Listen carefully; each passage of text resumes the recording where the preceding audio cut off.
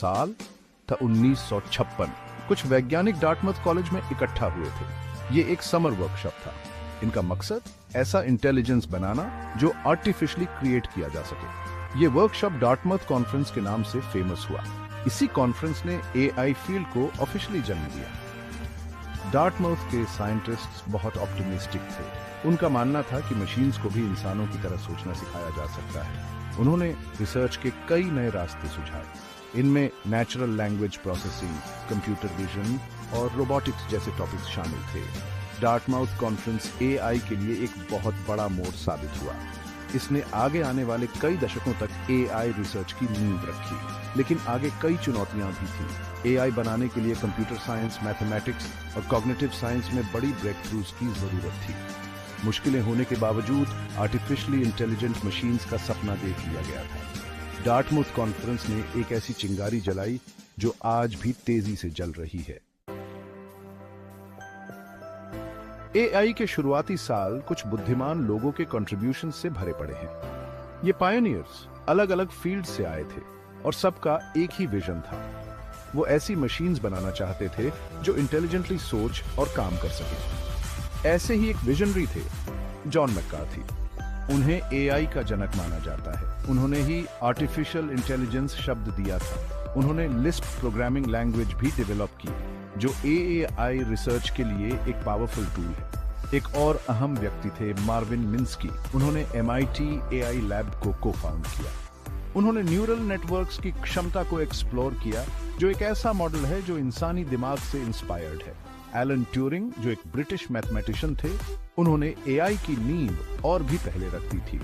उनका Turing test जो 1950 में प्रपोज किया गया था, यह बताता है कि कोई मशीन कितनी इंटेलिजेंटली बिहेव कर सकती है। इन पायोनियर्स ने और कई दूसरों ने वो करने की कोशिश करी जो पॉसिबल नहीं लगता था। उन्होंने वो थियोरेटिकल फाउंडेशंस और प्रैक्टिकल टूल्स बनाए जिन्होंने एआई के फ्यूचर को शेप दिया। एआई के शुरुआती दिन एक्साइटमेंट और अनसर्टेनिटी दोनों से भरे हुए थे। रिसर्चर्स एक अलग ही तरह के वंडर से ड्रिवन थे। उनका सपना था ऐसी मशीन्स बनाना जो इंसानों की तरह रीजन, लर्न और प्रॉब्लम सॉल्व कर सके। शुरुआती एआई सिस्टम्स ने उम्मीद जगाई। ये चेकर्स खेल सकते थे, थ्योरम्स प्रूव कर सकते थे और आसान लैंग्वेज भी समझ सकते थे। इस शुरुआती सक्सेस ने ऑप्टिमिज्म की एक लहर दौड़ा दी। कई लोगों का मानना था कि ह्यूमन लेवल एआई बस आने ही वाला है। साइंस फिक्शन ने इंटेलिजेंट मशीन्स के आइडिया को अपना लिया। कुछ लोगों ने एक ऐसे यूटोपियन फ्यूचर की कल्पना करी जहां एआई इंसानों की सबसे बड़ी प्रॉब्लम सॉल्व कर देगा। दूसरों ने इसके डेंजर्स के बारे में चेतावनी दी और ऐसे सिनेरियोस इमेजिन करे जहां एआई इंसानों से ज्यादा पावरफुल हो जाएगा और उन पर राज करेगा। लेकिन प्रोग्रेस जितना सोचा गया था उससे ज्यादा डिफिकल्ट साबित हुआ। एआई रिसर्च को लिमिटेशंस का सामना करना पड़ा। इनमें लिमिटेड कंप्यूटिंग पावर और ह्यूमन ब्रेन की कम्प्लेक्सिटी को पूरी तरह न समझ पाना शामिल था।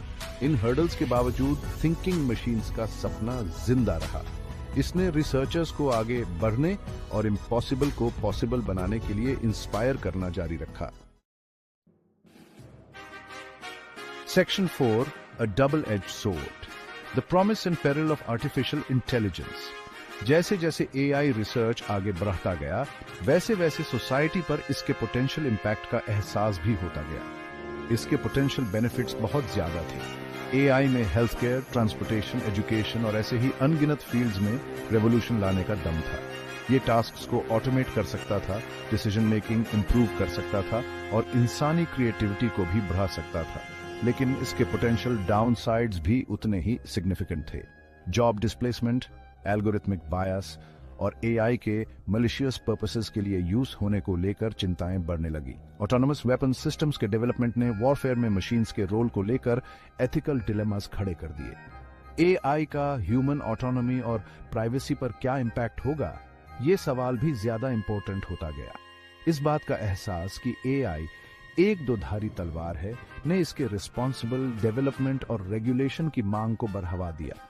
ये बात साफ हो गई कि एआई का फ्यूचर सिर्फ टेक्नोलॉजिकल एडवांसमेंट्स पर नहीं, बल्कि एथिकल कंसिडरेशंस और सोसाइटल वैल्यूज पर भी डिपेंड करेगा।